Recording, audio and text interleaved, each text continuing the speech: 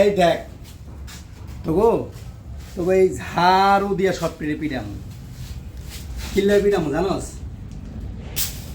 একজন লোক প্রতিদিন কিন্তু একরকম খেলে না, তুইও পারবি না, আমিও পারবো না। প্রতিদিন কিন্তু এক খেলা মানুষের থায় না।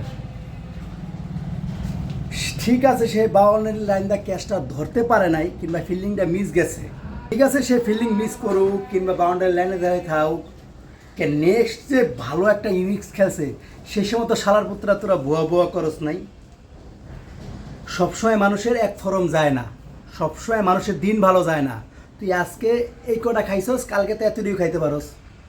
মানুষের খিদাও হাফ ডাউন করে। খেলা এমন একটা খেলা যে খেলা সবসময় মানুষ সব রকম পারে না। হ্যাঁ, সব রকম মানুষ এক খেলা পারে না। এলে কই দয়া কইরা তোরা স্টেডিয়ামে বয়ে বয়ে যারা খেলা দেওস, যারা ভালো, আমি তাকেও কই না, কিন্তু যারা এই অভ্যাস আছে ফালতু অভ্যাস বাদ দেন, যারও দে ফিরে এই অভ্যাস খেদাম। দেখ ভাই, তুইও যদি মারে নামোস, আমার মনে হয় তুই বলছইও দেখতে পারবি না।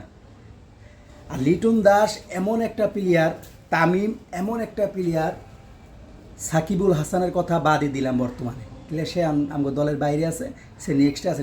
বর্তমানে যা প্লেয়ার আছে, আমগো যত প্লেয়ার আছে, আমগো দেশের গর্ব, আমগো দেশের গর্ব। প্লেয়ার জানোস, আমগো দেশের গর্ব তারা। আমি তাকে সম্মান করি। লিয়া ক্রিকেট খেলা কিন্তু সাধারণ খেলা না, একমাত্র এই ক্রিকেট খেলা দিয়া আমগো দেশ সারা বিশ্বরে চেনে। এই ক্রিকেট খেলা আর কিছু কিছু হাফেজ আছে, হাফেজ কোরআনের পাখি, তাগো বয়ানের কারণে সারা বিশ্ব আজকে আমরা একটা ছোট বাংলাদেশকে চেনে, সম্মান করে। কিলিয়া করে এই দুইটা ব্যক্তির কারণে, এই দুইটা ব্যক্তির কারণে। এক নম্বরে আমি অবদান করবো কোরআনের পাখি গো।